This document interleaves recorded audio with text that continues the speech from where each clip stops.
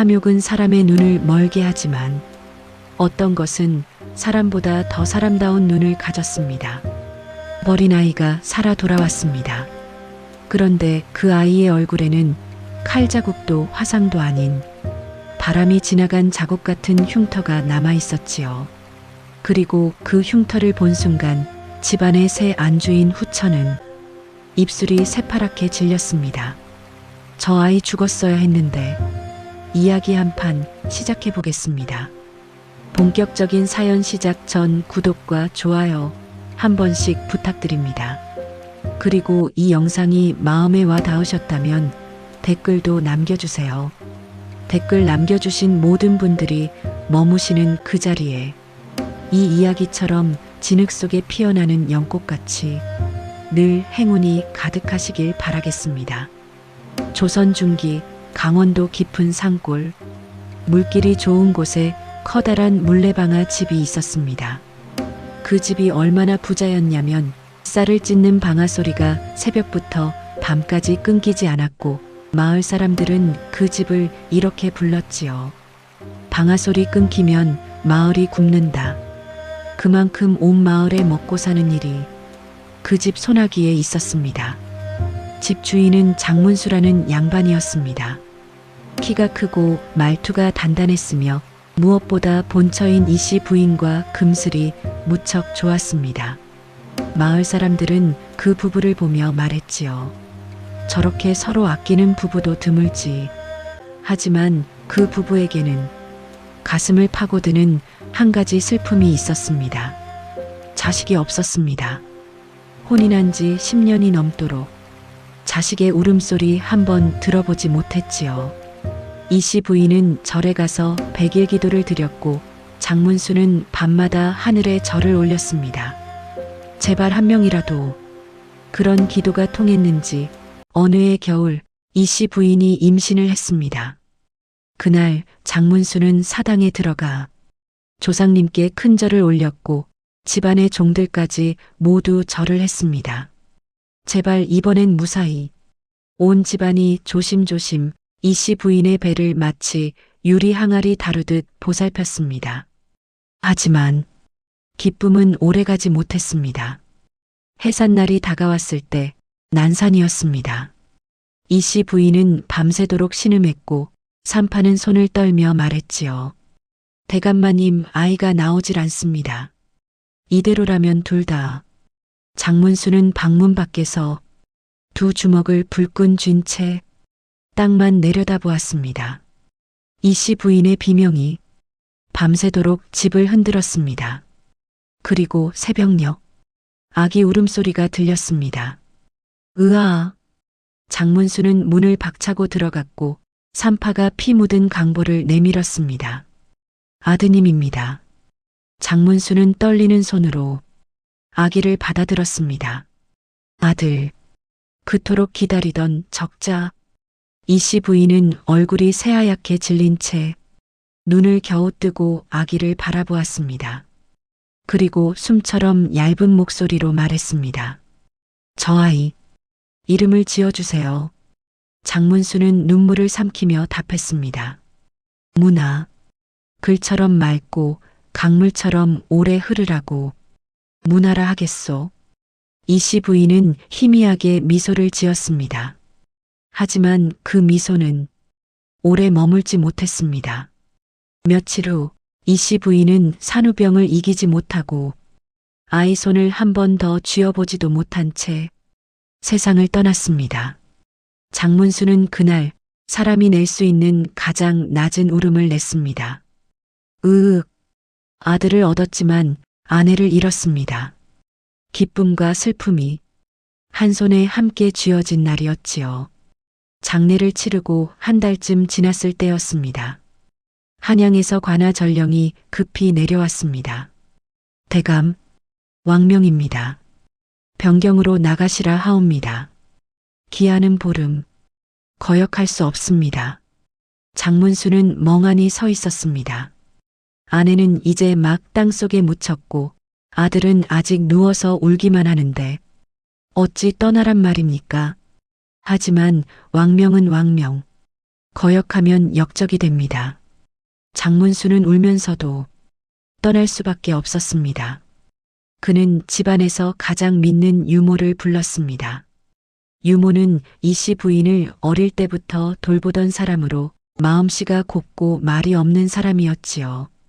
장문수는 유모에게 아기를 안겨주며 단 하나의 물건을 내밀었습니다. 작은 청동 조각. 바람이 불면 짤랑 소리 나는 풍경의 조각이었습니다. 이건 내 아내가 아기 베넷 저고리 안쪽에 꿰맨 거요. 아이를 지키는 부적이라 했소. 절대 잃지 마시오. 유모는 눈물을 닦으며 고개를 끄덕였습니다. 목숨 걸고 지키겠습니다. 장문수는 떠났고 집에는 젖먹이 문화와 유모 그리고 몇몇 종들만 남았습니다. 그런데 장문수가 떠난 지 2달 만에 집안에 낯선 여자가 들어옵니다. 한양에서 올라온 사람들 입에서 그 여자의 이름이 흘러나왔지요. 윤씨. 본래 장문수가 한양에 있을 때 집안 어른들이 재산을 지킬 후처라며 강제로 들여보낸 여자였습니다. 전쟁터로 떠난 남편 대신 집안 살림을 관리하라는 명목이었지요. 윤 씨는 예쁜 얼굴을 하고 있었습니다. 피부는 하얗고 목소리는 차분했습니다. 하지만 그 눈동자 안에는 웃지 않는 차가움이 서려 있었습니다. 윤 씨가 대문을 들어서자 종들은 고개를 숙였고 유모는 아기를 꼭 안은 채 윤 씨를 경계하는 눈빛으로 바라보았습니다. 윤 씨는 미소를 지으며 말했습니다. 수고들 많으시오. 이제부턴 내가 이 집을 맡겠소. 윤 씨가 집안의 안주인이 되자 가장 먼저 한 일은 종들의 입을 단속하는 것이었습니다. 본처 이야기는 금하라. 슬픈 이야기는 집안에 독이 된다. 이 집엔 이제 내 규칙이 있다. 종들은 고개만 끄덕였지만 속으로는 불안해했습니다. 저 사람 뭔가 이상하지 않소? 그리고 윤 씨는 젖먹이 문화를 보러 별채로 들어갔습니다. 유모가 아기를 안고 있었고 윤 씨는 그 아기를 한참 내려다보았습니다. 그 순간 윤 씨의 입가가 아주 잠깐 비틀어졌습니다. 문화는 적자 장문수의 전 재산은 결국 저 아이 것이 됩니다. 윤 씨는 돌아서며 혼잣말을 했지요. 내가 들어왔는데도 내 자리는 없다. 윤 씨는 밤마다 촛불을 켜고 앉아 장부를 들여다보았습니다. 땅 문서, 쌀장부, 은자 항아리 모든 것이 장문수 이름 아래 있었고 그 아래엔 이렇게 적혀 있었습니다. 적자 문화에게 승계. 윤 씨는 이를 갈았습니다. 내가 이 집을 지키는데 왜 내 것이 하나도 없지? 그렇게 며칠을 고민하던 윤 씨는 어느 날 밤 결심을 합니다. 없애야 한다. 저 아이를 없애야 내 자리가 생긴다. 윤 씨는 오래 고민했습니다. 아이를 어떻게 없앨 것인가? 직접 손을 쓸 순 없었습니다. 흔적이 남으면 끝입니다. 그러다 윤 씨는 가장 말단의 하인 하나를 떠올렸습니다. 이름은 만수. 만수는 원래 양반집 종이 아니라 빚을 갚지 못해 몸이 팔려온 사람이었습니다. 겁이 많고 눈치가 빠르고 무엇보다 돈에 약했습니다. 윤 씨는 어느 밤 만수를 조용히 불렀습니다. 만수야. 예예 마님. 윤 씨는 은자 보따리를 내밀며 낮게 말했습니다. 이 돈이면 내 빚 모두 갚는다. 대신 딱 한 번만 내 말을 들어라. 만수의 눈이 떨렸습니다. 무슨 일이옵니까? 윤 씨는 문화가 자는 별채로 들어가 강보째 아이를 안아 나왔습니다. 유모는 그날 밤 윤 씨가 준 약수를 마시고 깊은 잠에 빠져 있었습니다. 윤 씨는 만수에게 아기를 떠넘기며 차갑게 속삭였습니다. 바람 무덤에 버리고 와라. 만수는 숨이 멎는 줄 알았습니다. 바람 무덤이라뇨? 바람 무덤. 그곳은 산등성이에 있는 오래된 무덤터인데 밤마다 바람이 휘파람처럼 울어 사람들이 귀신 묻힌 곳이라며 발도 안 디디는 곳이었습니다. 만수는 울먹이며 고개를 흔들었습니다. 마님, 그건 아기를 죽이라는 말씀이옵니다. 윤 씨는 미소도 없이 말했습니다. 안 하면 내가 죽는다. 하면 저 아이만 죽는다. 만수는 온몸이 떨렸지만 결국 은자를 쥐고 아기를 품에 안았습니다. 그날 밤 하늘이 이상하게 어두웠습니다. 비가 쏟아지고 천둥이 산을 찍어 누르던 날, 만수는 아기를 품에 안고 산길을 올라갔습니다. 아기는 추위에 파랗게 질려 작은 손을 떨고 있었습니다. 만수는 걸으면서 계속 중얼거렸습니다. 미안하다, 미안하다. 나도 어쩔 수 없다. 빗물이 얼굴을 적셨지만 그게 빗물인지 눈물인지 만수 자신도 알 수 없었습니다.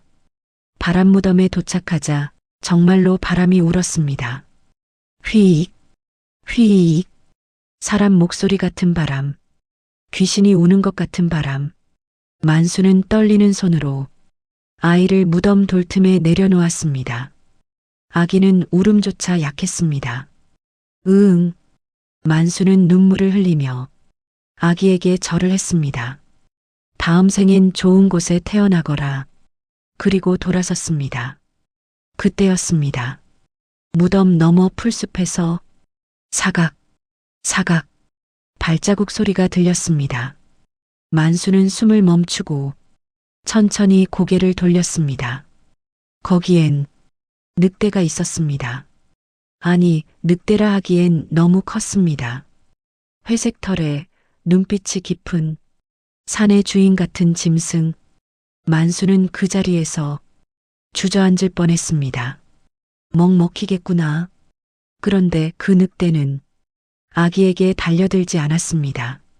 천천히 다가와 아기 옆에 코를 대고 냄새를 맡았습니다. 그리고 놀랍게도 고개를 갸웃했습니다. 마치 이게 뭐지? 하는 표정. 늑대는 아기를 입으로 물어들었는데 이빨에 힘이 하나도 들어가지 않았습니다. 마치 자기 새끼를 옮기듯이 늑대는 아기를 물고 무덤 아래 굴속으로 천천히 사라졌습니다. 만수는 그 광경을 보고 오히려 더 무서워졌습니다. 저건 귀신이다. 사람이 아닌 무언가다. 그는 정신없이 산을 내려왔고 그 공포는 그대로 마을로 흘러내려 끔찍한 소문이 되었지요. 바람무덤에 아이를 데려가는 귀신이 있다. 늑대는 아기를 죽이지 않았습니다. 오히려 살렸습니다. 구라는 따뜻했습니다. 늑대는 아기를 자기 배 밑에 눕히고 온기를 나눠주었습니다. 아기는 떨리던 몸이 조금씩 풀리며 작은 숨을 내쉬었습니다. 늑대는 밤새도록 아기 곁을 지켰습니다. 며칠 뒤 바람무덤 근처를 지나던 약초꾼이 이상한 장면을 목격합니다. 굴 앞에서 늑대가 아기를 핥고 있었지요. 그런데 늑대 혀는 거칠었습니다. 사포 같은 혀, 거친 혀가 아기의 볼을 쓸 때마다 연한 살이 조금씩 벗겨졌고 피가 났습니다. 약초꾼은 기겁했습니다. 저거 봐라. 늑대가 아기를 맛보고 있다. 그는 마을로 뛰어내려가 소리쳤습니다. 바람무덤 늑대 귀신이 사람 아기를 천천히 핥아먹습니다. 소문은 삽시간에 퍼졌습니다. 늑대 귀신이 아기를 산채로 먹는다. 밤마다 아기 울음소리가 들린다더라. 저주받은 무덤이야. 사람들은 바람무덤을 더욱 두려워했고 아무도 그곳에 가려 하지 않았습니다.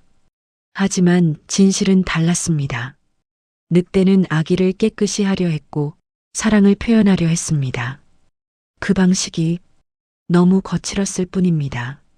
늑대는 자기 새끼를 핥듯이 아기를 핥았습니다. 하지만 늑대 새끼는 털가죽이 있지만 사람 아기는 연한 살결뿐이었지요. 그래서 아기 얼굴에는 조금씩 상처가 생겼습니다. 볼, 이마, 턱, 마치 바람이 지나가며 새긴 자국처럼 아기는 울면서도 늑대의 배 밑으로 파고들어 따뜻함을 찾았습니다. 늑대는 사냥을 나가 토끼나 노루를 잡아왔고 그 고기를 씹어서 아기 입에 넣어 주었습니다. 아기는 처음엔 거부했지만 배가 고프면 결국 먹었습니다. 그렇게 며칠, 몇 달, 아기는 살아남았습니다. 그 상처들은 아이가 버림받았다는 증거가 아니라 살아남았다는 증거가 되어갔지요. 그 무렵 마을 장터에 맹인 점쟁이가 나타났습니다. 눈은 보이지 않았지만 사람 목소리를 들으면 속을 읽는다고 했지요. 사람들이 물었습니다. 정말 바람 무덤에 귀신이 있답니까? 점쟁이는 웃지도 않고 말했습니다. 귀신은 없다. 다만 버린 사람의 죄가 바람을 타고 올 뿐이다. 사람들은 고개를 갸웃했습니다. 그럼 늑대가 아기를 먹는 건? 점쟁이는 지팡이를 짚으며 천천히 말했습니다. 그곳에서 울리는 건 먹는 소리가 아니라 키우는 소리다. 사람들은 비웃었지만 점쟁이는 혼자 바람 무덤으로 올라갔습니다. 점쟁이는 굴 앞에 섰습니다. 늑대가 낮게 으르렁거렸지만 점쟁이는 두려워하지 않았습니다. 내가 지키고 있구나. 점쟁이는 귀를 기울였습니다. 굴 안에서 들리는 건 아기의 숨소리, 살아있는 숨소리. 점쟁이는 고개를 끄덕이고 천천히 내려갔습니다. 그리고 사람들에게 아무 말도 하지 않았습니다. 때가 되면 모두 알게 될 것이다. 시간은 흘러 문하는 소년이 되었습니다. 이름도 성도 모른 채 그저 굴과 바람과 늑대 사이에서 자랐지요. 소년의 몸놀림은 사람이라기보다 짐승 같았습니다. 나무를 탈 땐 원숭이처럼 빠르고 풀숲을 지날 땐 바람처럼 조용했으며 먹이를 잡을 땐 표범처럼 정확했습니다. 늑대는 그런 소년을 보며 흐뭇하게 꼬리를 흔들었지요. 하지만 소년의 얼굴엔 어릴 적 거친 혀가 남긴 흉터가 있었습니다. 마치 바람이 지나가며 새긴 자국. 볼에서 턱으로 이마에서 관자놀이로 얇고 하얀 선들이 그물처럼 퍼져 있었습니다. 그 흉터 때문에 가끔 산 아래로 내려간 소년을 본 사람들은 소리를 지르며 도망쳤습니다. 괴물이다. 바람무덤 귀신이 내려왔다. 소년은 사람 말을 거의 하지 못했습니다. 다만 늑대의 울음소리는 알아들었고 바람소리로 날씨를 읽었으며 새들의 지저귀므로 시간을 가늠했습니다. 소년은 가끔 산 아래 마을을 내려다보며 생각했습니다. 나는 무엇일까? 늑대도 아니고 사람도 아닌 것 같았습니다. 그 무렵 장문수는 전쟁에서 돌아왔습니다. 15년 만에 귀환. 그는 머리가 반쯤 새었고 얼굴엔 칼자국이 남아 있었으며 왼쪽 다리를 조금 절었습니다. 집에 돌아온 장문수는 가장 먼저 아들 문화의 무덤을 찾았습니다. 작은 무덤, 이름도 없는 무덤. 윤 씨가 눈물을 흘리는 척 말했습니다. 대감 아이가 병들어 저도 어쩔 수 없었습니다. 장문수는 무너졌습니다. 내가 곁에 있었어야 했는데 그날부터 장문수는 술로 세월을 지웠습니다. 윤 씨는 그 사이 아들을 낳았습니다. 이름은 도윤. 도윤은 자라며 포악해졌습니다. 종들을 때리고 마을 사람을 깔보고 약한 자를 괴롭히는 걸 즐겼지요. 윤 씨는 그런 아들을 말리지 않았습니다. 오히려 은근히 부추겼습니다. 내가 이 집의 주인이다. 주인은 강해야 한다. 도윤은 그 말을 믿고 더욱 거칠어졌습니다.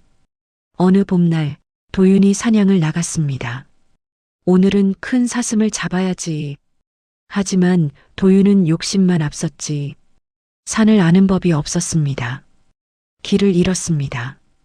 해가 지고 어둠이 깔리자 도윤은 겁이 났습니다. 이게 어디야? 그때 숲풀 사이에서 으르렁 짐승 소리가 들렸습니다. 멧돼지 떼였습니다. 도윤은 겁에 질려 나무에 매달렸지만 멧돼지들은 나무를 들이받았습니다. 쿵, 쿵, 살려줘. 누구 없어. 그 순간 바람처럼 나타난 사람이 있었습니다. 바람자국 소년. 소년은 단숨에 멧돼지들 앞을 가로막고 낮게 으르렁거렸습니다. 으르르. 멧돼지들은 소년을 보더니 꼬리를 내리고 물러갔습니다. 도윤은 나무에서 떨어져 내려왔고 소년과 눈이 마주쳤습니다. 도윤은 소년의 얼굴을 보자마자 소리를 질렀습니다. 우에, 저리 꺼져. 흉터난 괴물아. 소년은 아무 말도 하지 않았습니다. 그저 도윤을 한번 쳐다보고 바람처럼 사라졌습니다. 도윤은 그날 밤부터 악몽을 꾸기 시작했습니다. 꿈속에서 흉터난 얼굴이 자꾸만 나타났습니다. 내가 누군가에게 빚을 졌다. 도윤이 집에 돌아와 떨리는 목소리로 말했습니다. 어머니, 바람무덤에 사람이 살고 있어요. 얼굴에 흉터가 있는 윤 씨의 얼굴이 하얗게 질렸습니다. 뭐라고? 흉터요. 바람 같은 흉터. 윤 씨는 그날 밤 잠을 이루지 못했습니다. 설마 문화가 살아있어? 15년 전 바람무덤에 버린 아이. 만수는 늑대가 아이를 물고 갔다고 했지만 윤 씨는 당연히 죽었을 거라 생각했습니다. 그런데 안 돼. 확인해야 해. 며칠 후 장문수가 술에 취해 마당에 앉아 있었습니다. 달빛 아래 그는 혼잣말을 했지요. 문아야 미안하다. 아비가 못났다. 그때 대문 밖에서 인기척이 들렸습니다. 장문수는 고개를 들었습니다. 거기엔 낯선 청년이 서 있었습니다. 얼굴엔 바람자국 흉터, 눈빛은 맑고 깊었습니다. 청년은 아무 말 없이 천천히 다가왔습니다. 그리고 장문수 앞에 무릎을 꿇고 품 안에서 작은 조각을 꺼내 내밀었습니다. 청동 풍경 조각. 장문수의 손이 떨렸습니다. 그건 본처 이 씨가 아기 옷 안쪽에 꿰맸던 것. 세상에 하나뿐인 증표. 장문수는 조각을 집어들었습니다. 달빛에 비춘 조각 뒷면엔 작은 글씨가 새겨져 있었습니다. 문아. 장문수는 숨이 턱 막혀 목소리가 갈라졌습니다. 너는. 청년은 말이 없었지만 눈이 흔들렸습니다. 장문수는 청년의 얼굴을 보았습니다. 흉터 너머로 보이는 눈. 그 눈이 이 씨를 닮았습니다. 장문수는 그 자리에서 무릎이 꺾였습니다. 문아냐? 청년은 고개를 천천히 끄덕였습니다. 장문수는 문아를 끌어안았습니다. 살아있었구나. 아비가 못났구나. 장문수는 울었습니다. 15년 만에 만난 아들. 죽었다고 믿었던 아들. 문아는 처음엔 어색했지만 서서히 아버지의 등을 감쌌습니다. 그 순간 어둠 속에서 지켜보던 윤 씨의 얼굴이 새하얗게 질렸습니다. 저 아이 정말 문아야? 다음 날 늙은 유모가 문아를 보고 그 자리에서 주저앉았습니다. 도련님이십니까? 유모는 떨리는 손으로 문아의 손을 만졌습니다. 제가 지키지 못했습니다. 그날 밤 제가 잠들어 버려서. 문아는 유모의 손을 꼭 잡았습니다. 유모는 장문수에게 말했습니다. 대감마님, 그날 밤 마님께서 제게 약수를 주셨습니다. 그리고 제가 깨어났을 땐 도련님이 사라지고 장문수의 눈빛이 차갑게 변했습니다. 약술? 장문수는 윤 씨를 불렀습니다. 15년 전 문아가 사라진 날 밤 당신이 유모에게 술을 줬다던데? 윤 씨는 태연하게 답했습니다. 그날 유모가 힘들어 보여서 기운 나라고 드린 것뿐입니다. 그날 하필 문화가 사라졌소. 그건 우연입니다, 대감. 장문수는 윤 씨를 노려보았지만 증거가 없었습니다. 그날 밤 맹인 점쟁이가 장문수를 찾아왔습니다. 대감, 이제 말할 때가 왔습니다. 무슨 말이오? 점쟁이는 천천히 말했습니다. 15년 전 바람무덤으로 아이를 버린 사람을 저는 봤습니다. 누구요? 하인 만수. 그리고 그 뒤에서 지켜본 사람은 점쟁이는 멈췄습니다. 윤 씨. 장문수는 즉시 만수를 붙잡았습니다. 만수는 이미 15년 동안 죄책감에 시달려왔습니다. 대감마님 용서하십시오. 제가 돈에 눈이 멀어. 누가 시켰느냐? 윤 씨 마님입니다. 만수는 모든 것을 자백했습니다. 윤 씨가 은자를 주며 아이를 버리라 했고 바람무덤에 놓고 왔으며 늑대가 아이를 물고 갔다는 것까지. 장문수는 주먹을 떨었습니다. 그래서 내 아들이 15년을 짐승과 살았단 말이오. 윤 씨는 도망칠 수 없다는 걸 알았습니다. 진실이 밝혀지면 자신은 물론 아들 도윤까지 위험했습니다. 윤 씨는 마지막 수를 썼습니다. 차라리 증거를 없애자. 윤 씨는 몰래 돈을 풀어 사냥꾼 패거리를 샀습니다. 바람무덤의 괴물과 그 주변의 짐승을 전부 죽여라. 사냥꾼들은 돈을 받고 산을 포위했습니다. 그날 문화는 장문수에게 말했습니다.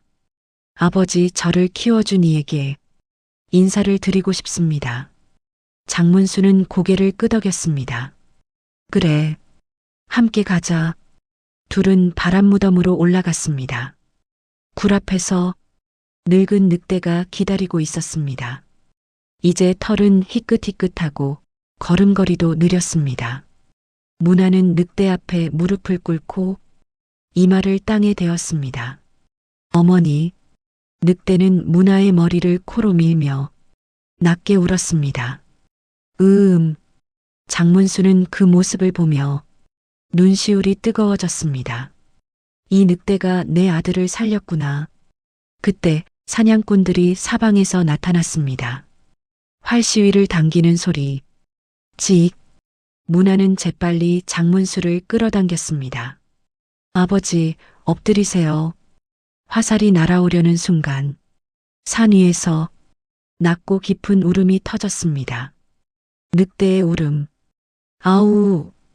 늙은 늑대가 뛰어내려 문화 앞을 가로막았습니다. 화살이 날아왔습니다. 퍽! 늑대의 옆구리에 꽂혔습니다. 그런데 늑대는 공격하지 않았습니다. 그저 자기 몸을 넓게 펼쳐 문화를 감쌌습니다. 또 화살. 퍽! 늑대의 등에 꽂혔습니다. 또 화살. 퍽! 퍽! 문화는 처음으로 사람 말로 외쳤습니다. 그만 쏘라고. 하지만 사냥꾼들은 멈추지 않았습니다. 마지막 화살이 늑대의 목에 박혔습니다. 늑대는 비틀거리다가 문화 가슴 쪽으로 고개를 천천히 밀어 넣었습니다. 어릴 적 그랬던 것처럼 혀 대신 머리로 문화는 늑대를 끌어안았습니다. 늑대의 눈이 천천히 감겼습니다. 문화는 짐승처럼 울부짖었습니다. 으아, 엄마. 장문수는 그제야 알았습니다. 이 아이를 키운 것이 귀신도 괴물도 아니었다는 것을, 사람보다 더 깊은 사랑이었다는 것을. 문화는 천천히 일어났습니다. 눈빛이 달라져 있었습니다.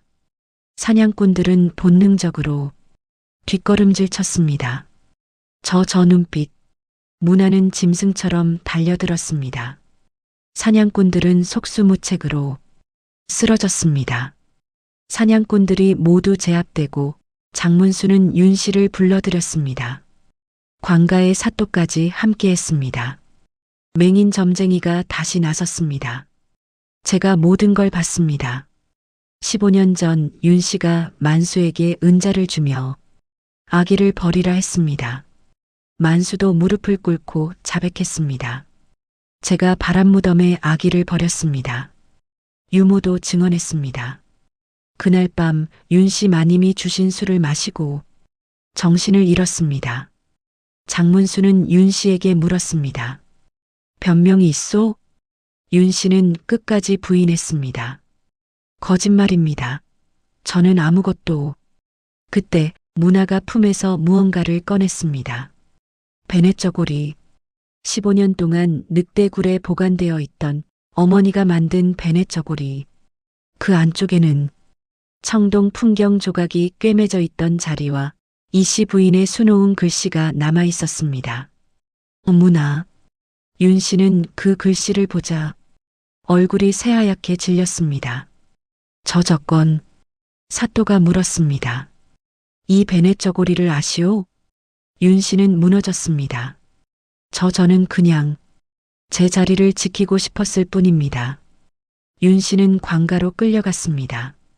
죄목이 쌓였습니다. 유기, 살인교사, 증거인멸, 사주매수.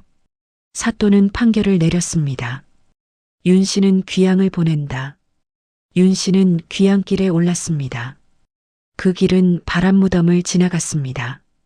윤 씨는 가마 안에서 떨리는 목소리로 말했습니다. 저곳만은 지나가지 말아요. 하지만 길은 하나뿐이었습니다. 가마가 바람무덤 옆을 지날 때 갑자기 바람이 불었습니다. 휘익, 휘익. 마치 누군가 돌아보지 마라 경고하는 바람. 윤 씨는 겁에 질려 뒤를 돌아보았습니다. 그 순간 가마꾼이 발을 헛디뎠습니다.